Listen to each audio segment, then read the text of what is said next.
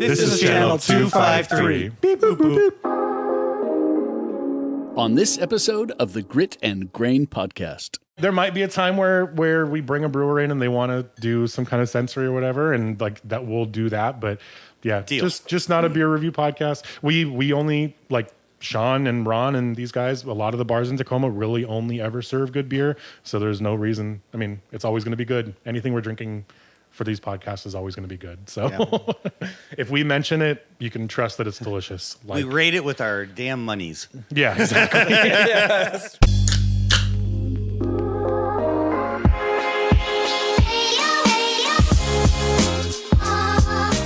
Welcome to the Grit and Grain podcast, where we explore and celebrate the craft beer industry, community, and history in Tacoma, Washington, and surrounding Pacific Northwest areas. Thank you so much for hanging out. Let's get to it. Hi, everybody. Welcome to the Grit and Grain podcast, coming to you guys from the historic Parkway Tavern in Tacoma, Washington. My name is Matt McLaren. I'm here, as always, with Ron Swarner. Hello. Hello, sir. And Sean Jackson. Hi, buddy. How are you? Pretty good. How are you? Fucking awesome. Fucking awesome. Yep. I'm happy to be back this week. I'm bummed that I missed last week because I wanted to talk to Russ. I was just talking to Ron about this, but Doyle's was actually mine and Arena's first date when she moved back here from college. So very special place in my heart. That's freaking awesome. It was Kate and I's first date also. Yeah. Isn't that crazy? Fuck yes. Yeah. Yeah. Yeah, place is rad. And like it was great to have Russ on. He was, I don't know. I was happy for the opportunity just to talk to him because I don't think that's really happened before. And he's fucking incredible human. Yeah, dude. No doubt about it. Iconic Tacoma business. Very pro Tacoma. Yep. Which is great. I love that. Yeah. That's the whole thing. Yeah. Fuck, man. That's why we do this. So yeah, this week it's just us three. But we actually have some special and interesting stuff to talk about. Plus some listener questions and then a bunch of garbage. Yeah, a bunch of garbage. But to fill some air. So don't turn us off. No, I really don't, because stick around until the end. This is kind of be a wrap up of the sort of Skoog Files mystery that we've kind of been exploring since we really started this back in July. Mm-hmm. And we had this sort of crazy left turn that we weren't expecting. And so, yeah, we're going to tell you guys all about it. So hang out for it. Before all of that, though, Sean, what are you drinking, man? Wayfinder Doppelbock and Eyinger Maibach? Eyinger Maibach. Yeah. Which I think we're all just drinking. Yeah. Yeah. It just arrived today. And The Maibach? and it seems very early. This thing hasn't been in town for quite a while. And The Maibach hasn't? No, it hasn't. Yeah. And it's a style that dates back to 1614 with the Hofbrauhaus in Munich, the one that originated it. And they brew it for spring to say Auf Wiedersehen to winter and the welcoming of spring. But the nights are still cold, so it's got a bit of booze in it. But, it also has a lot of floral notes, so flowers.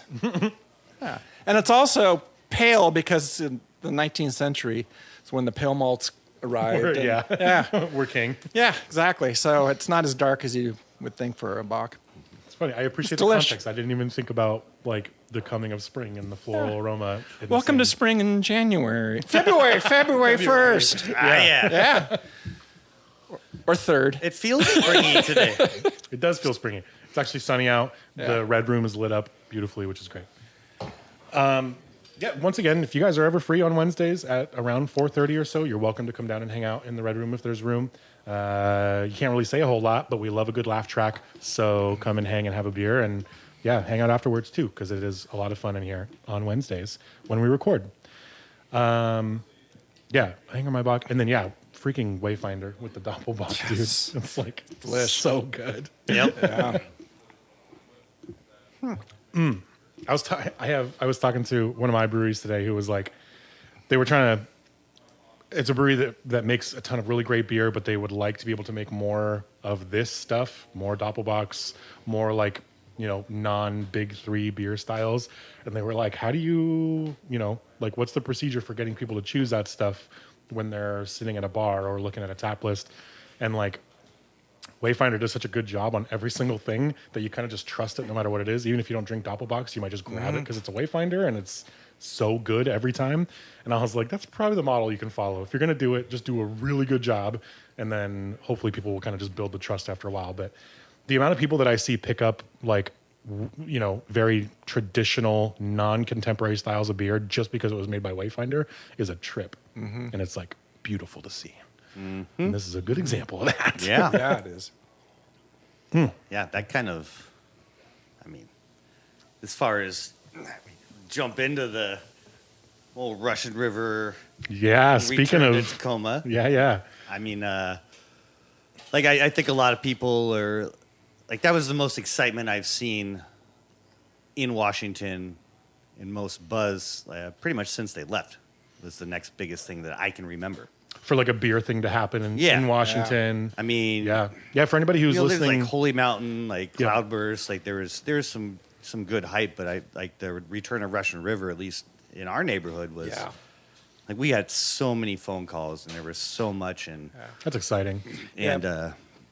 like I feel like a lot of folks who haven't experienced the beers before, like they're great beers, but maybe they're gonna be like, oh, there's too much hype here. But in this particular case, I would say that like part of it is the history, right? Like Pliny the Elder was the importance of that beer was everything was sort of that alpha bomb, right? Like just rape your mouth with hop bitterness, and they really kind of shifted the focus to aromatics and flavor.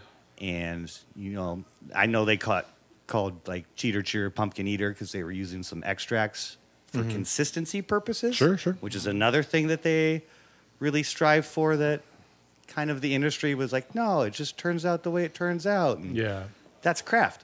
You know, it's like, oh, we don't have to be good at our fucking job, like you know. But the Pliny the Elder was one of those, like being on the other side of the bar. Like a lot of times people would be like, I don't like IPAs. It's like, no, I get it. We'll try this. And they're like, oh, that's awesome. Like, well, with Pliny, man, that's so it was. I think it was a great gateway beer as far as opening people's minds and hearts to what IPA could be. Like the flavor and aromatic properties of hops as opposed to just the like wipe your palate dry. Yeah. Which is fun too, but you know. Sure. I know I had for anybody listening who like, you know, doesn't totally follow along like that, Russian River was out of Washington State for a decade. They pretty much pulled out right when I started in the industry. Hopefully it's not connected, but that's what happened. So but yeah, so about 10 years ago, and then for the first time since then, kind of a small handful of people were able to carry some of their beer and sell it to Washington beer drinkers. And there was a few places in Tacoma, including your guys' spots, so Parkway, Peaks and Pints, and yeah, man, I work with a lot of beer that is sort of hype by brand, like they're made to be like that, and I have never seen so much excitement around a beer thing since ever. And so that was crazy. And I have had Russian River many times over the years, luckily, either traveling there or having friends bring some back or whatever. And I was like going into it with a hot take, like, you know, there's no way this 20-year-old IPA should really be holding up to all of the envelopes we've been pushing for the last 10 years. And then I sat down and I had some and I was like, Jesus, this is still so fucking good. Right. It's still so like good. it is a world-class beer. It totally in its is, department. man. Yeah. Bottles went in an hour. Yeah. It's still Gone. so good. I And STS, like, just fucking Damnation. Like to me, to be able to have Damnation again. That was special. Because when I got to go do my little E9 collaboration beer, like that's all I wanted to do is like I miss Damnation. I want to try to make it, and it's the simplest freaking recipe ever. Like to the point where it's really hard not to fuck with. Be like, well, maybe a little more, but like it turned out great. Like compared to like you know. It was in the ballpark. It was no Damnation, of course. That's a fence to swing at, man. I didn't feel like super disappointed, like completely missed the mark. So, but yeah, I fucking miss that beer so much. No, it's cool to see. Have you guys got any word on like future plans for them? It was just I heard recently. I heard every 3 weeks. Okay, damn, which puts us pretty close. Yeah. Okay. Exactly. Well, I'm excited to see what happens. Maybe next we see then. a fresh sheet next week. Funny story. Of course. So early in the game. So, this is just what's happening in my mind. Like, we didn't get any Pliny the Elder draft, and like all the allocations were just like decided from the brewery. And in my mind, it's because of transgressions to the elder that were performed by myself. And so when they left the market, they were coming up every like 6 weeks, 4 to 6 weeks. And it was the first year we'd done a full year of the Randall program and the first year we'd done punch cards.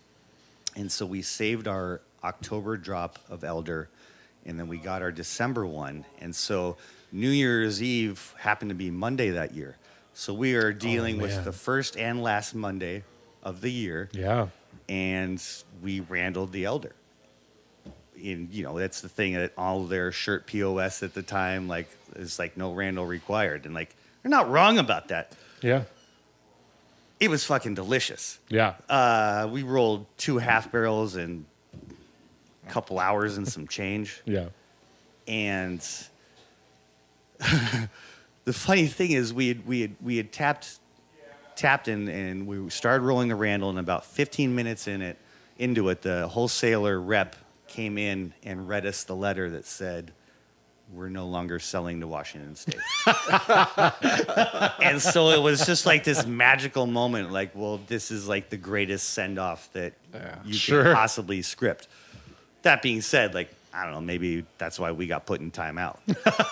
And I fucking get it. Like, hey, like, you did the thing you weren't supposed to do, motherfucker. So slap on the wrist. Like, I don't know. But yeah, that was freaking awesome. And you know, again, like, it's nice to have him back. Somebody like posts a picture on Twitter or whatever of like their elder in the Randall, and Russian River's like, you know what? Fucking shut it all down.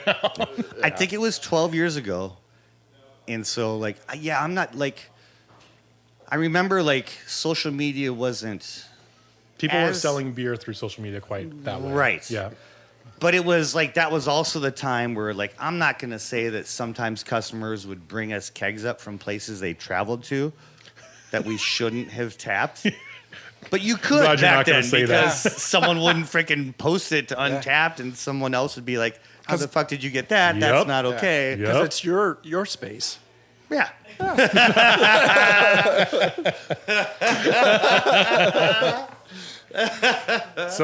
We were talking about Randall nights at a different bar, but somebody was like, have you guys ever heard of a supplier getting mad about Sean Randalling one of their beers? And I was like, actually, the whole story is that it's possible that's why Russian River pulled out. But I actually had a brewery call me when you Randalled one of their beers. Oh, yes. Deep Draft called me when you put their Maybach on. Speaking of Maybach, we're drinking a delicious one now.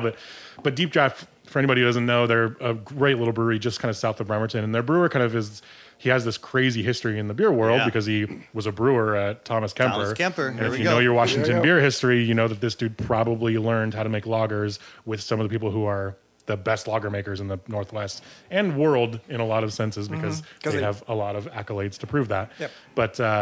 But so yeah, Deep Draft, just this small little 7-barrel brew house, makes these like picture perfect German purity law standard, like beautiful lagers. And then Sean took one of their Maybachs and put chai spice in it to make a chai bach. Yeah. In the Randall. That was cute. And then tagged them online. The owner, she's great and she's very patient, but she was like, hey, so like Mike was like not super thrilled about that. Yeah, it's such a deep voice too. I know, right? Shut up, Ron. And I get it. And yeah, like, people used to get pissed all the time in the beginning. Now I think it's a lot more accepted, and, you know, definitely folks on the sales side are like, you know, that's 2 kegs. Like, I don't give a fuck what you do with that. Like, I just got my You sales. just knocked out one of my cue goals, bro. Like, you want to make some fetish porn? Don't fucking care. Like, as long as that check clears, we're good. That is, I mean, that's fair at this point. It is. And like Randall like it's a whole, I mean, you've built such a crazy community around that whole program. Like, I mean, Yeah, man. 2 kegs. kegs a night through the Randall. It's amazing. There's no more death threats to the family anymore. That's good. It's like, they don't know that, but yeah, my kids are lucky to be the age they are. You've made mortal enemies. Yeah. Yeah, shoot, man. It's been cool to see, especially in January when things are like so crazy in this industry. Yeah. And like everybody just kind of dreads January because it slows down so much, and to have like a thing that kind of props a few places up was just like, it was awesome to see. Oh, man. Totally. Props up. Like, Yeah. straight up broke some people's dry Januaries. Yeah, Absolutely. So thank Word. fucking God. Fuck that shit. So that was, I was like, can you go away in like August and then come back again in January? Because that is the best. Now Like, people were drinking. We had our second best January ever. That's amazing. Yeah. Thank Amazing. you, People came everybody out. Yes, thank you. who is willing to Fuck shorten. up their resolutions. Yeah, like, you know, I 1 week, 2 weeks, we love it. Like, we want you to be healthy and happy, but like, But just for really 2 a weeks? fucking month, like, come on. Got some small businesses to support. Seriously. One of the things that I wanted to, this, you know, because it's just us, we were going to address a few things that are sort of just not typical for guest podcasts, but a couple of them are listener questions that I have gotten recently. And the first one is, hey, Ron, is you not being able to get through the outro of each podcast a gag, or is it genuine? No, it's definitely genuine. It's all the beer we drink, but also I'm not the greatest orator. Or what? Yeah. See? What? Yeah. No, okay, that's Yeah. point proven. Yeah, exactly. But I have fun doing it. Good. Yeah. It's our favorite thing. Yeah, it's so- definitely not a gag. No, the person it's a combination had of many nothing to things: do- my DNA and beer. He was like, I love him every single week, but I was just curious if it's like a bit that you guys do. Nope. And I was like, no, it's 100% genuine. Yeah. It's also our favorite thing. So Yep. yeah. Amen. Hopefully you guys stick around to the end to hear those because it's just the best. Yeah. And then somebody actually asked recently why we don't do more beer reviews, which I thought was a good question because it is like, you know, we're a beer podcast. We try to be just as much about Tacoma and the Northwest as we try to be about beer. But part of this whole kind of concept was like when Sean and I first talked about this, you know, Sean has these crazy connections in this industry, and there are legendary beer makers and brewery owners in this industry who will do anything for Sean, including coming down themselves to hang out for a brewer's night. And a lot of times what those end up being is kind of the brewer sitting at the bar and just sort of telling stories to the people who are also sitting there. And so that's kind of like what we were trying to convey in the podcast. We bring people in who have cool stories or have made huge impacts, and we just want to talk about it. And there's some of those podcasts out there, certainly, and there's a ton of podcasts that review beer already. But a lot of times when like you come into a bar, if we come into the Parkway or we come into Peaks and Pints and Ron's sitting at the bar, sitting at a table with some other industry folks, and we have the conversations that we're having at these tables here on mic for you guys to listen to, the first thing we do is, hey, how are you guys? What are you drinking? That's like the first question we always ask each other. And then we kind of talk about the beer for a second, and then we just get into whatever bullshit we want to talk about. But that's kind of why we actually start the podcast off like that, because those are just the questions that we would be asking anyway if we were just sitting at the bar together bullshitting. Yeah. I don't want to rate beer. Me neither. I don't either. Not on air on a podcast. Like, that's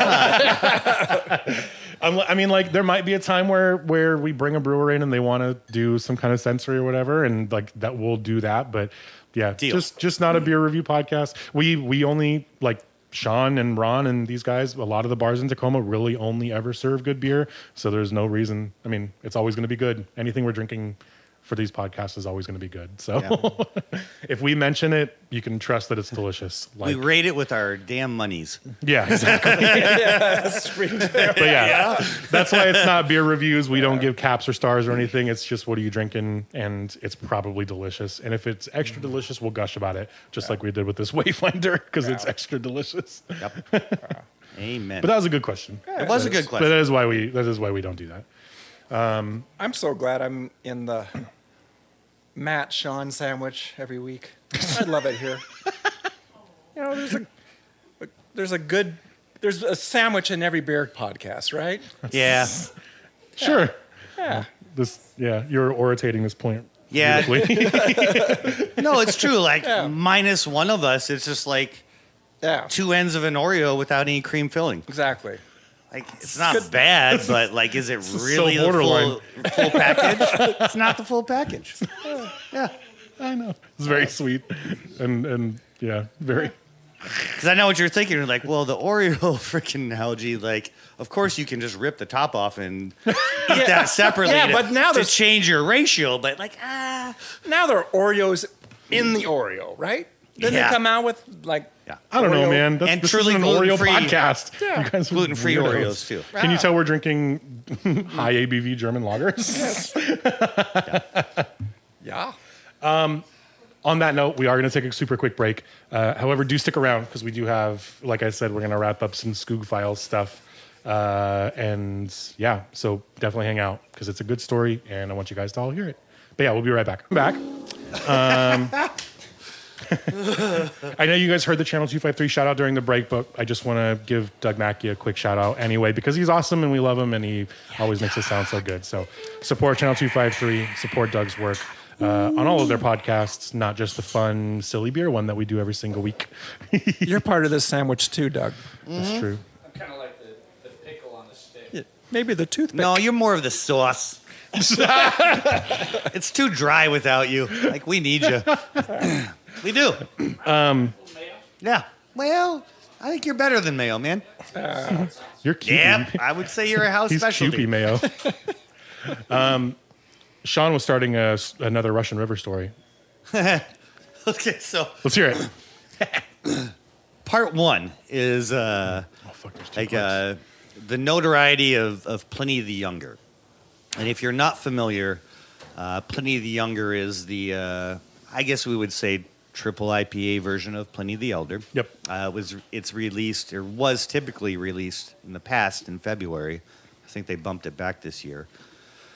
And a very small amount of bars were able to pour, in bars and bottle shops to get this beer and serve it to the public. And I remember when we had the first opportunity to do it, and like places up north in Seattle were like already pre-selling tickets and this and Dang. that. And for us, it was this overwhelming concept of like, we only have a small keg, a 6-barrel of this, so 5.15 gallons to disperse. And it's like, how are we going to do this so that, you know, everyone has a fair shake? Because that's the thing. It's like, you want it to be fair. And so we're racking our brains, and then, honestly, in my mind, I remember it was Nick was the one who just said, like, let's just fucking give it away. Yeah. And we're like, yeah. Just to like Yeah. regulars and like, you know, So we supporters. had our little 6-ounce glasses at that point, and it wasn't like that. I mean, it was a busy night, and I think we actually promoted it as, you know, this beer is coming. And so we tap the keg, and we start pouring out, and we tray it up. We hit the floor. We passed it out to everyone, and basically it was like a cheers and a prost, and then it was over. And we're talking Nice. like 20 minutes. Beautiful. Game over, right? So we keep this format going forward, but we don't necessarily advertise it as like Younger Night. Like we called it Customer Appreciation Night. Oh, all right. And and we put some Good other move. awesome beers up there. Like I think we had like Bear Republic, like I can't remember, Hop Shovel or Apex or Top shovel. but like there was some other awesome freaking IPAs, and so like we posted that lineup. Like, hey, like this is the bitchin' IPA list, and we just had this Got a secret stash. secret stash blank handle, right? And so more people came this year, and so in our 6-ounce glass, it was down to like a 4-ounce pour this time, and it's about the same time frame. You're basically just pouring it, traying it up, passing it out. Cheers, it's over. The last time it happened, I remember getting in at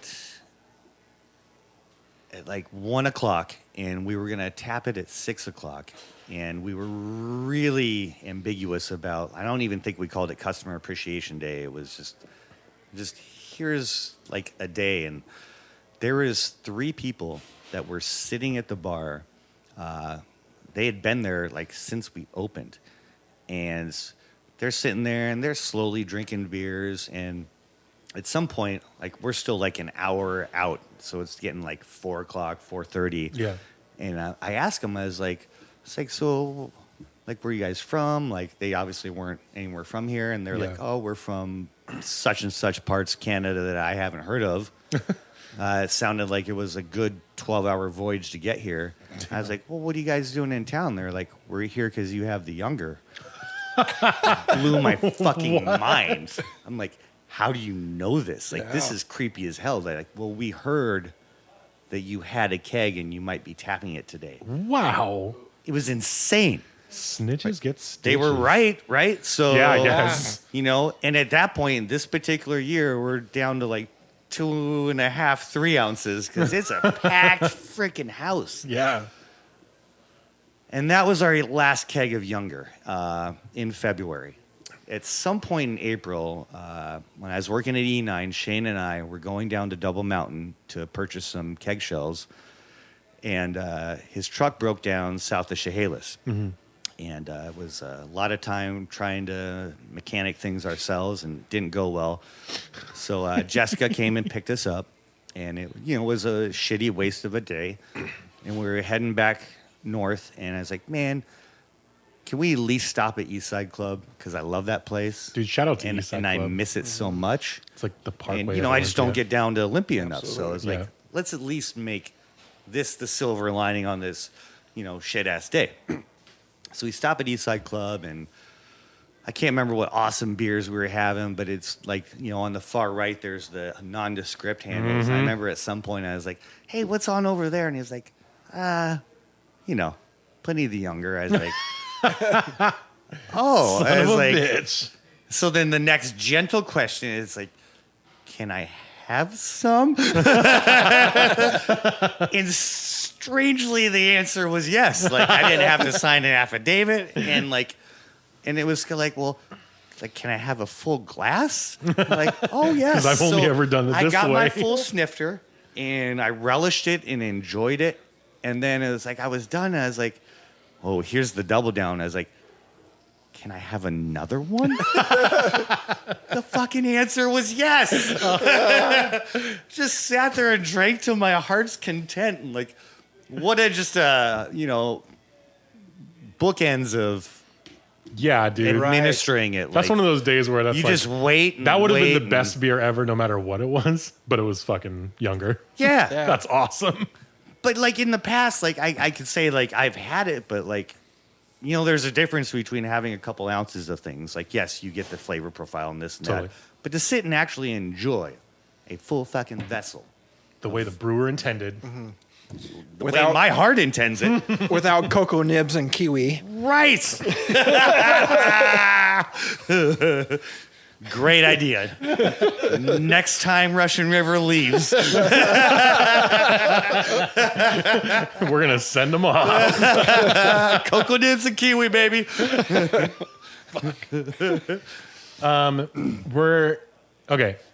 going to do fuck up stories kind of early because we're going to save our Skoog Files finale for the end. But I have 2 that I'm just going to do because I need to decompress anyway. We were all talking before this, and it's just been a goofy, weird industry week for all of us. So. But I have one industry fuck up and then one kind of non-industry fuck up. However, I was driving home from a brewery when this happened, so it's tangentially related. All right, first one was when I was still at Columbia, and I took over the specialty route for the South Sound, which is a route that didn't totally exist before. They kind of made it for me. So they took a couple of like craft accounts. It was when honestly all of us started working together when I was at Columbia when I took over this route. I was over in Enumclaw and Puyallup and kind of the east side first, and then moved over here. And so with that, I took over an account, and Columbia was changing a bunch of policies at that point, and one of them was that you couldn't do will calls, and even if a truck missed a delivery that was supposed to be there, you weren't allowed to do will calls to fix the delivery issues. So I had an account, missed a delivery, and they texted and called, and they were all pissed off, and I was like, I'm sorry, but I can't fix it because we're not allowed to do will calls right now. They're going through policy changes. He called my DM, my district manager at the time, who was like, you need to go in there and like smooth it over with this person. And I hadn't dealt with a ton of super craft focused accounts prior to that. So it was like kind of this new echelon of like finicky, picky buyer that kind of exists when you take your craft beer really seriously, which is totally fine. Yep. But it was just sort of like this attitude that I hadn't encountered a ton quite yet. And I like was still relatively young at Columbia and like on this side of the industry. And then I went in there and I talked to him, and then I walked outside, sat in my car, and sent a text to my manager, who told me to go in, and was like kind of up my own ass, like, yeah, I fixed the problem, and I talked to him, and like, you know, we're all good now, and like, I didn't say anything too crazy, but like, it was definitely like me being a pompous asshole to my DM, trying to show him that I had it covered. And I didn't send that to my DM. I sent that to the dude that I went and talked to by accident. Oh God. Yeah.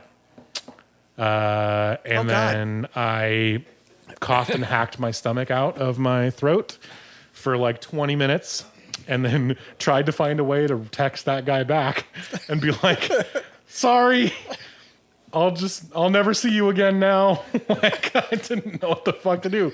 So I didn't work with them until they got a new buyer like 18 months later. That was going to be my next question. It's like, is this person currently in play, and can we? No, I went to my route card like 5 minutes later and highlighted their account in red because I was like, this is a non-buy for as long as I can help it, because I don't want to be there anymore. And I work with them now, and it's great, but yeah, that was the fucking worst. And yeah, now I have panic attacks about doing that. I like that feature, like, Dude. you know, sometimes there's that, like, I don't know, sending an email, at least from my iPhone, and it's like that 1 second you get, like, do you want to unsend this? Do you want to think about this real quick? Yeah.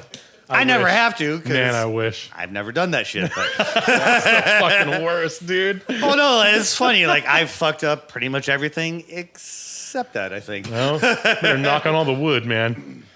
Okay, my second one is so stupid and so silly, but it's not industry related. But I was working at the Harmon when this happened. So I lived on Hilltop for a while, and while I was living there, I was working at the Harmon. I was the brewmaster's assistant when Mike Davis was still there, but I kind of moved over to just bussing tables towards the end of high school. And I continued to do it for a few years afterwards. So I think I was 18 or 19 when this happened. But when you're 18 or 19 and you drive super shitty cars, your cars are really quirky, and you have to do things to them to make them work a certain way. And I had a really shitty car that its high beams were stuck on all the time because the lever was really loose. So I had to hold, while I was holding the steering wheel, I also had to hold the light lever forward so it wouldn't just like fall backwards, and then the high beams would turn on. So I got really used to doing that. But I would still, like, if I was turning a corner fast and not paying attention, I would let it go and accidentally flash people in the face. So I worked a late shift one night, and I was driving down Tacoma to go to my house. And like anybody who's driven down Tacoma Ave late at night knows that there are plenty of business women on the corners, you know, doing their thing. And I didn't really think about it, but I went to turn the corner to go up to my house, and there was a woman standing on the corner, and I accidentally let go of the high beam lever, and then I grabbed it really quick, but it flashed my high beams at this woman, and she ran over to my car so fast and got her hand on the doorknob, and I was like, oh shit, like, what did I just do? Oh fuck, I need to get the fuck out of here. And I like slammed on the gas so hard to like drive my shitty car up this hill, and it was only like a half a block away from my house. So like I turn into the alleyway, I get up into my driveway, and she had already scurried into the alley because I made a big loud noise with my tires screeching. And yeah, I accidentally almost picked up a prostitute because of my stupid shitty car flashing high beams at somebody. Wow. And then I didn't get out of my car for like 20 minutes because I was like, what if somebody saw me do that and then saw where I parked and was like, what the fuck? And then came to beat the Well, shit I out can of me. already hear the sound your door makes when you open it. Yeah, dude, just the growly, like, yeah. Were her fingernails still on the doorknob? Dude, she took had a off so hold of fast. it. She had a hold of it, and I was like, "Oh my god!" It took me so long. I was like, "Does she need help or something?" Or her like, nails back? And you probably didn't have access at that point, but great fix for that. Yeah. Two. Yeah. And what about I am a people pleaser. I should have. what about Guido the pimp? That was my honest worry. Is like, what if a motherfucker is sitting there watching her work and then saw me just do that, and then saw me screech and park like literally 40 feet from where I just did this dumb shit, and then is gonna come and collect. Da-na-na-na-na-na-na. I feel like there's a 2x1 Lego piece that you probably didn't have access to at that point that would have really solved that high beam. So, yeah, I could have. I could have done so many things to fix that, but I was just Legos like, are great I'll for just jamming hold into it. places. Because you never think Yeah. you're gonna accidentally like signal a businesswoman. Anyway, that's fuck up story number 2. Yeah. Good thing it wasn't a fuck up story. Okay, thanks. Thanks, Ron. Yeah, Could have been worse in a lot of ways. that's a Yeah, silver lining story. dude, seriously. So yeah, that's it for fuck up stories. So yeah, we're gonna, like I said, we're gonna kind of talk a bit about the Skoog Files type stuff. We spent a whole. If you haven't listened yet, you can go back and we've labeled the previous episode Skoog Files, and you know we talk a bit about like the history of beer in Tacoma. Tacoma has this incredibly rich history when it comes to beer and craft beer, but you know back in the 1880s when things were like really rolling, like there was a ton of breweries in the country, and they were all really craft breweries because they were all small producers. And in Tacoma, some of the earliest like kind of wealthy businessmen were in the beer business, and we talked about Ezra Meeker and you know all of the spring water in Tacoma being so good.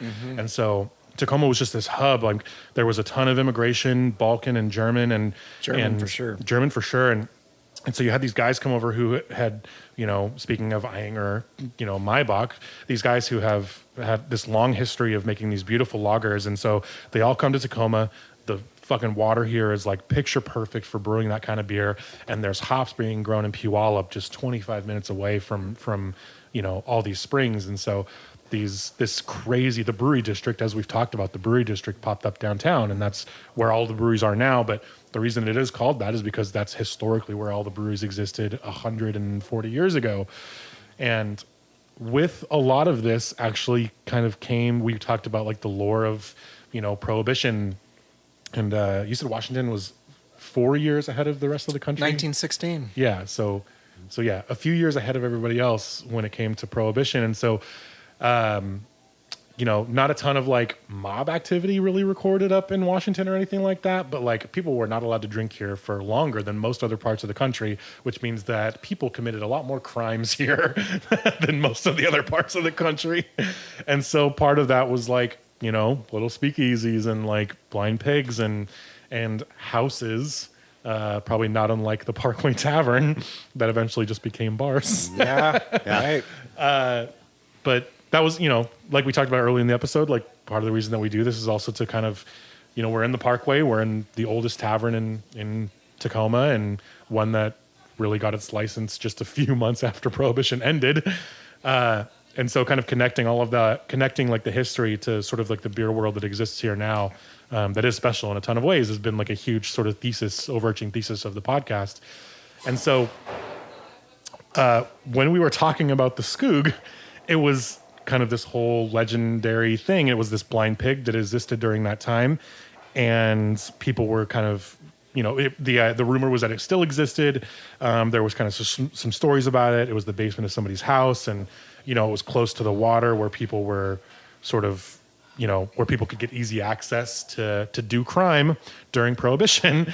And so the story kind of popped a bit when Ron's kind of took over a few years back. Well, so back when I was doing the Weekly Volcano, there was a website up for a quick second about the Skoog. Okay. So That kind of told the history of like. exactly, of the Skoog. And I found it immediately, and I wrote a little story on it. And Right. then someone from Seattle, a woman, I can't remember her name, she actually drove down here and searched the whole entire area for it. Yeah. Couldn't find it, and she still came. she still cataloged some of that. Yeah. Yeah. And so kind of like a few people sort of started kind of looking around for it. And Exactly. became kind of this fun sort of Yeah. scavenger hunt for people. Yeah. And then in 2007, we had E9 open, and we had Harmon, and we had the Ram, because the Ram started brewing beer, and we had the Skoog start up. So the Skoog started up in a basement of a house who the owner was formerly, who the owner had the last name of Skoog. So in 2007, the story a family, came out. or more so, a gentleman created a basement bar with all the old Pacific Brewing swag and artifacts, and he built it out of the pure love of Tacoma, historic Tacoma, and beer, and then he put a website together, and which his wife immediately took down. But I caught it and saw it, and I wrote a little thing, but it's always been a rumor. But then I thought, oh my gosh, this is from the 1920s, Right. And So that was like, when it first popped up, there was kind of this whole lore behind it. And that's what we've been talking about for the past 2 episodes is like, there's this thing that exists, and that's why we called the episodes the Skoog Files, because it's kind of this sort of like people there's a lot of people in Tacoma who are familiar with this thing. And it was because this kind of website came and went really quick that sort of told this story.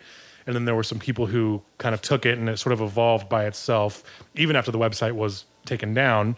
And so as we started talking about this on the podcast, Ron very randomly got an invite to go see the Skoog. I did. And then he texted me and said, hey, if you're free at 5, I'm going to be at the Skoog. And I was like, what the fuck are you talking about? And he was like, yeah, like just call Sean and see if you guys can meet me. And so Sean was working, so I jumped in my car. Yeah, guess what day that was? It was Russian River Day. It was Russian River Day. So on Russian River Day, Sean stepped out back very quietly for a cigarette, and I fucking kidnapped him.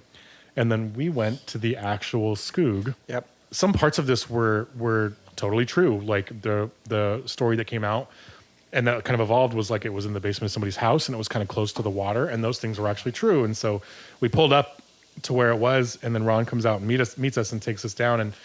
And like Ron just said, it wasn't an actual blind pig or a speakeasy during Prohibition, but what it is a bar that somebody actually built in their basement, and then happened to have access to a bunch of old sort of memorabilia from Prohibition and like from old Tacoma breweries, Pacific Brewing, and like a few others. And he had some like old Columbia bottles in there, which for anybody who isn't totally familiar, the actual picture of like the old brewers on the back of the Grit and Grain logo, that's Columbia Brewing.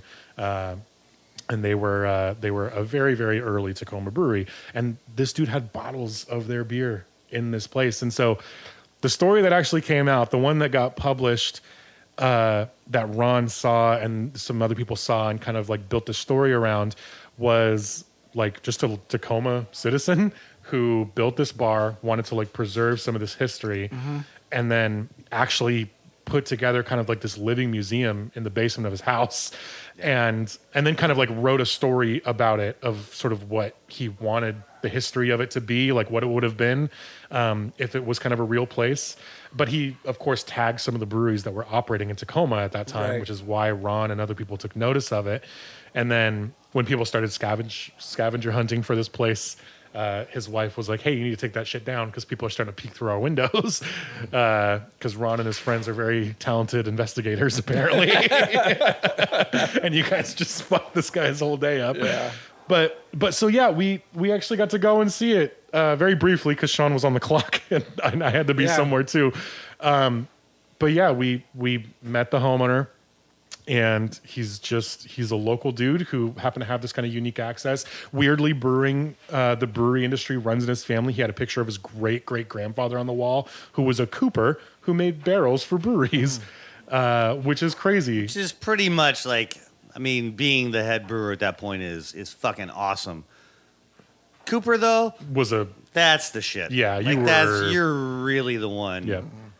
That was like hugely such important. vital work. Yeah. Like, people who are good at that, and there's so few left, but people who are good at that, especially, the generation of his great-great-grandfather, like, you were king of this industry and your work was like insanely prized. And so he kind of has this sort of weird bloodline of beer and craft beer kind of in his heritage, in his family heritage. And he has old pictures on the wall, old paintings that we used to hang in old Budweiser breweries and old Pacific Brewing and malting stuff. And the Columbia bottles, and then paintings that were hanging up in old Tacoma breweries that existed forever ago. And he said he's just been collecting them through like online auctions and some live auctions too, I guess. But yeah, it like ended up being this, we kind of had this whole idea of this being like an actual sort of Prohibition blind pig or speakeasy, and you go in there and it very much looks like that, but it really is just kind of like somebody's private living museum of like Tacoma's beer history, and it was fucking awesome. It was awesome. Yeah. It was like the coolest thing. And the bar is like really beautiful, and the stools are actually from a very well-known Tacoma bar. I mean, is that safe to say? I mean, fair enough. We're all being kind of secretive about it because we can't give away anybody's identity, but the stools that are in that bar are actually from Doyle's. Yeah. Last week's guest would recognize them. Would recognize these stools, yeah. Had they ever been there. So yeah, we hung out for just a few minutes and we kind of did a lap around this little kind of tiny basement bar and listened to some Duran Duran. Yeah. The music was on point, man. The door. The door The door was fucking like, yeah. Like if you're going to talk about speakeasy, right? Dude. Like you got to have the slidey thing with the gray, so you could tell the doorman your password. Thick ass wood door with the slidey like thing. I was 4 inches okay, thick. that's legit. Yeah. That's check one thing off the speakeasy list. And Duran Duran. Yeah. Thing two. But yeah, it's just, I don't know. It ended up, we were like talking about it, and it's like, the owner who was so nice and was kind of showing us everything, and like, had listened to previous episodes of this and heard his project, being mentioned by name, and he was like, yeah, the real story is that I love the beer history in this town, and I wanted to preserve it, and I wanted to like, kind of live in it in a way, and I was like, that's like. Honestly, in a lot of ways, that's way cooler than it being it's cool if it's like a real speakeasy, but like the fact that it's just like a local guy doing like a passion project to like preserve history that really existed, that the same history that we fucking talk about all the time on this podcast, was so cool. And yeah, man, and the walls were cement. Yeah, that was cool. It was so cool. And yeah, the old paintings that, one of them was, and it was dark and yeah, it was just perfect. And the dude had obviously done a really good job kind of building it out like that and made it look as much like an actual speakeasy as he could. But yeah, he kind of made this thing and then posted a story about it, and then everybody kind of took off, and the story sort of evolved without any input. But yeah, the truth is that it didn't actually exist. In fact, it's in the basement of a house that wasn't built until just after Prohibition. So the real story of the Skoog is it's an actual passion project from a Tacoma resident who wanted to preserve this history. And it was awesome to talk to that person and to actually have a beer in this place and then see some of the stuff from these breweries that we talk about. And yeah, those Columbia bottles were pretty. Yeah. Which, if you guys go back and listen to Ron's crash course in Tacoma beer history on the previous Skoog Files episodes, you'll hear about Tacoma Brewing and Columbia Brewing and some of the guys who were super impactful, and to see some of like the real memorabilia still hanging in a bar in Tacoma was like awesome. Yeah. So don't go looking for it. It is in somebody's private home. So don't do that. But yeah, it was awesome, and it was cool to get the real story. And he was talking about, the owner was saying like, the legend is probably cooler than the truth, but I honestly disagree.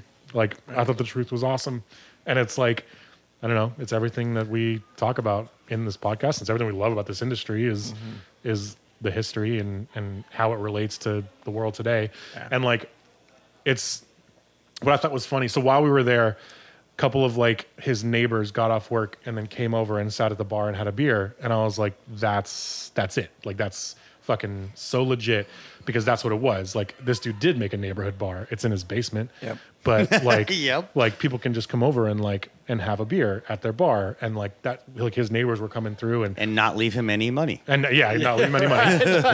yeah, he's not selling anything because it's just his house. He was just sharing beer across the counter. But yeah, it was like they were so friendly, and it was exactly what the Parkway is. It was exactly what Eastside Club Tavern is. It's you can tell like there's this very like homey vibe to it, even though it's a bar, and it's these guys' neighborhood bar, and it just happens to be sort of decorated with the history of the beer world in this town, and it was awesome. Yeah, way cooler than the legend, in my opinion. So yeah, if you're listening to this episode, thank you for having us. Mr. Bar Owner, sir. Yeah. And telling us the real story of the Skoog, because thank you. We've been gushing about it for a minute, and it was cool to hear the whole thing. And Sean just poured us a really fancy beer to cheers to it, actually. What did you just pour us, Sean? Phaedra brought us Firestone Walker 20th anniversary.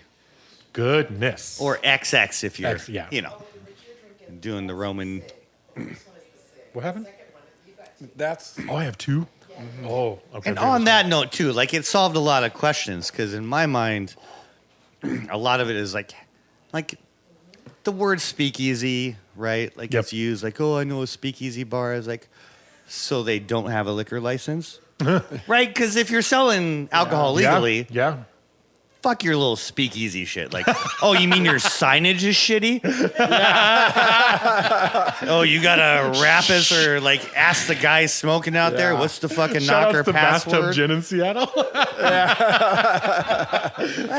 that shit. Like, that's not. If you're a speakeasy, you're doing something illegal, and like, so like part of it's just like, I don't know. I think it's fucking stupid. So like putting the mat together is like, okay, so how do you, like, if you're speakeasy, you're illegally selling alcohol. Yep. Which means you're purchasing alcohol from somewhere. Yeah. Like, it has to be Costco. It's the only place you can purchase alcohol without a liquor license and be able to sell it for a profit. Yeah. But who the fuck is going to this place when they can't just go to a fine establishment like Peaks and Pines? Like, why would you? So all these questions were answered. Yeah. Because I was having a hard time wrapping my tiny little fucking head around this. I know the joke was that I don't do business with this place, so I don't. I brought cash. I was prepared. I was like, I don't fucking know. Like, that's very polite. I assume they're not like using Square to freaking run your speakeasy out of your basement. Like, so Square. What do you mean there's no card? Fucking asshole. All right, Grit and Grainers.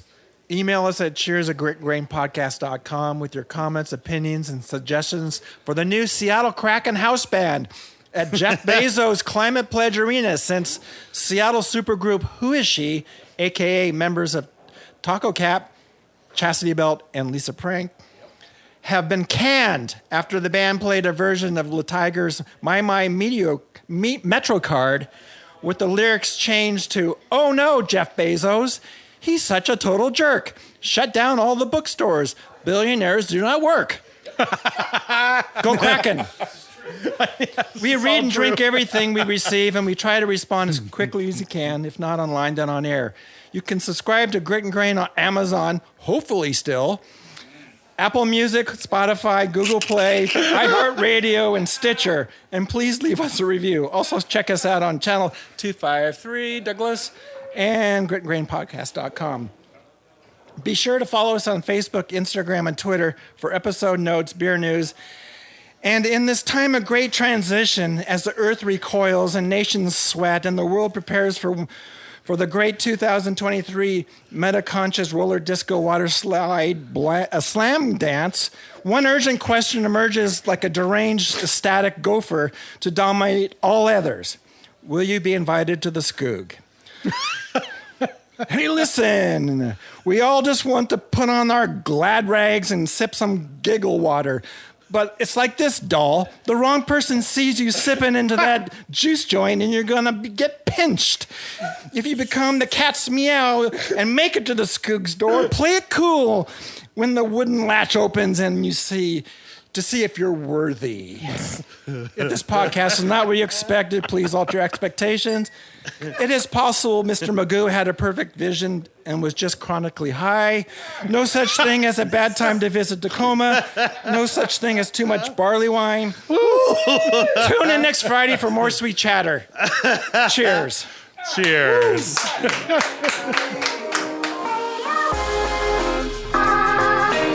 Thanks again for tuning in. Don't forget to follow us at Grit and Grain Podcast wherever you get your social media and catch new episodes every Friday. Cheers.